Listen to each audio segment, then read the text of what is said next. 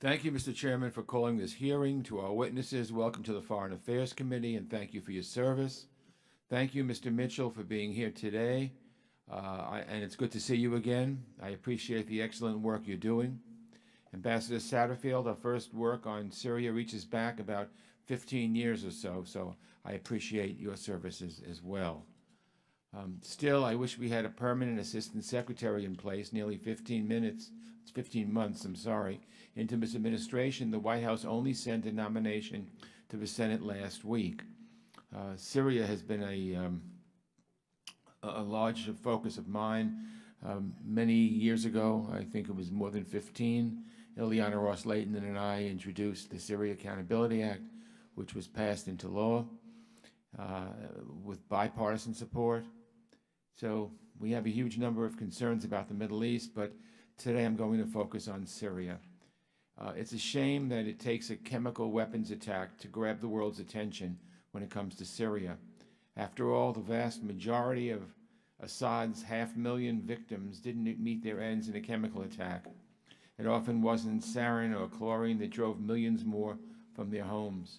For those who have lost loved ones in these 7 years of brutal slaughter, the pain and the grief are no different whether they died in a chemical attack or in a hospital that was leveled to the ground or on a crowded street when a barrel bomb detonated.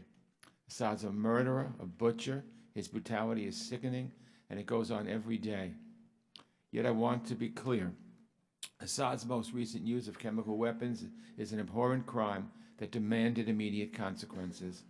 Late last week, the United States, the United Kingdom, and France acted together to dole out these consequences. The use of these weapons cannot stand, and whoever would use them and whoever would support those who do cannot go unpunished. But I want to be equally clear. If the administration plans ongoing military action, Congress must first authorize it or prevent it. Even under the most generous interpretation of the War Powers Resolution, the 60-day clock started ticking when the President notified Congress of the attack. Now, if anyone here feels a sense of déjà vu, you're not alone. A year ago, we were debating the same issue. Assad uses chemical weapons, the United States fires off some missiles, but the killing still continues. Why is history repeating itself? Mainly because the administration seems to have no strategy for dealing with the crisis in Syria. That's why, regardless of what happens next, we need to hear from the administration. Even if the President intends for last week's airstrike to be another one-off response, the White House is still past due in laying out a strategy for Syria to Congress and the American people. As part of last year's defense authorization bill, we required the White House to come to us with a strategy by February 1st. That deadline has come and gone. I hope you'll tell us today that the strategy will be sent to Capitol Hill without any more delay. The incoherence is plain to see. Over the last year, the President has publicly disagreed with his top advisors about our path forward in Syria, and his off-the-cuff remarks about leaving Syria and reckless rhetoric have at times emboldened Assad. Just prior to last year's chemical weapons attack, the President said we would have to accept Assad as a fact of life.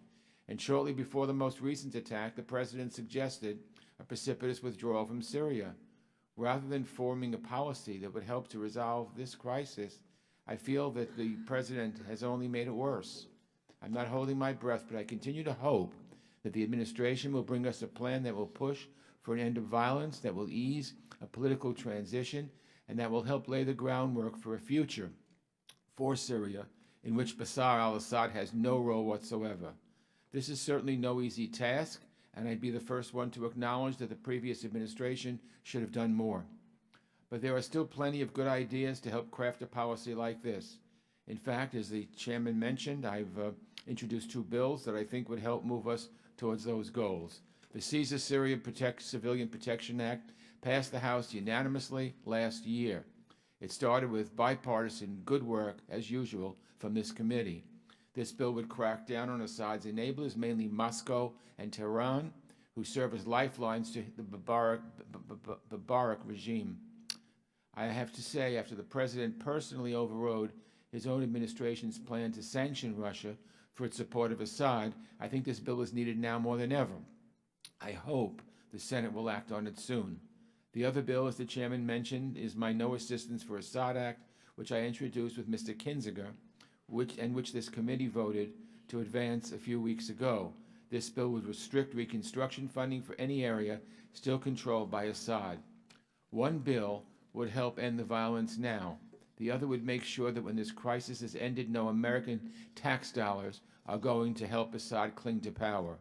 We cannot overstate the scope of the tragedy in Syria. Assad has the blood of hundreds of thousands of innocent Syrian men, women, and children on his hands. That this catastrophe has been allowed to go on for so long is a global failure that will leave a black mark on this era of human history. But we cannot throw up our hands in resignation. If America is to remain a leader on the global stage, we must continue working to end the bloodshed. I again thank our witnesses. I thank the chairman. I look forward to hearing how the administration intends to tackle this problem and the range of other challenges with which we are grappling in the Middle East. Thank you, Mr. Chairman. I yield back.